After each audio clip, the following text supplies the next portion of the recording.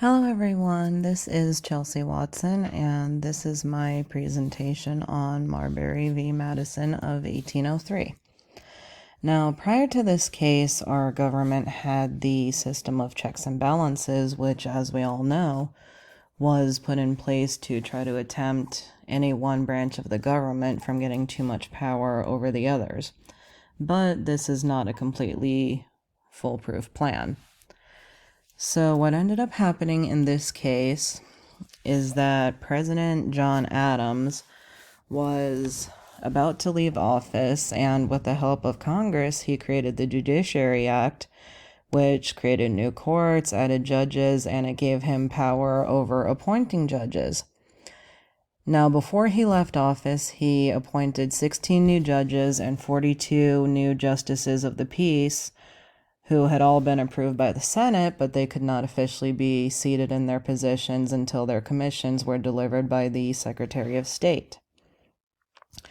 Now, Marbury had been appointed as a Justice of the Peace in D.C., but his commission, along with all of the other appointees' commissions, never got delivered by the new Secretary of State, James Madison. And so Marbury decided, along with 3 of the other appointees, that they would take this case to the Supreme Court to try to get the court to compel Madison to deliver their commissions via a writ of mandamus. Now, Madison says that he refused to deliver the commissions because they were not submitted on time. They were supposed to be submitted on a certain day by midnight, and Madison claims that that did not happen.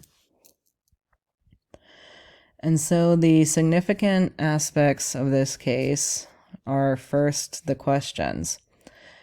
Do the plaintiffs have a right to receive their commissions in the first place, or are they not valid because they were not official before the new president came in or new Secretary of State came in?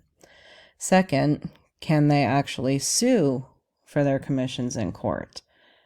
And most importantly, does the Supreme Court actually have the authority to order the delivery of these commissions?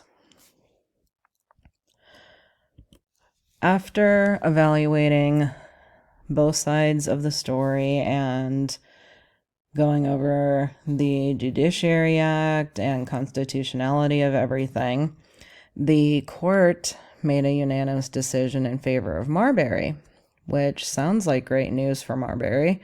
However, even though Madison's refusal to deliver the commissions was deemed illegal, the Supreme Court decided they could not actually issue the writ of mandamus and compel Madison to deliver the commissions because they determined that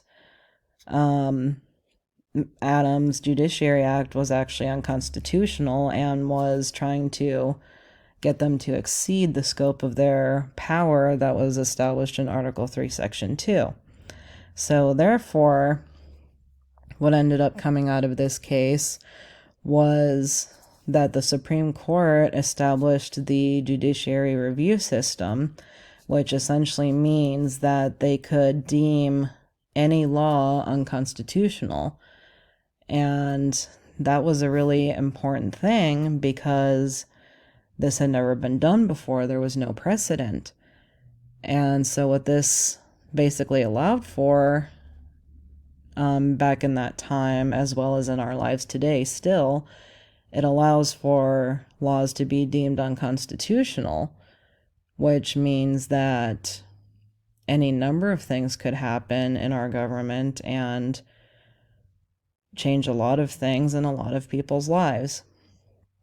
Now, if I was going to change something to kind of update this decision, I don't really think that there's anything that needs to be changed. I mean, there's a lot of debatable topics nowadays, everything from race to abortion to gender identity. There's so many laws on so many different things, and I think that actually this judiciary review system that this case ended up creating is actually a very good thing because let's be honest, some laws are unconstitutional.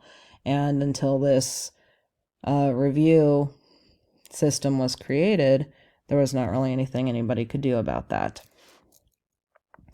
Anyway, thank you all for watching, and I hope that this was easy to follow.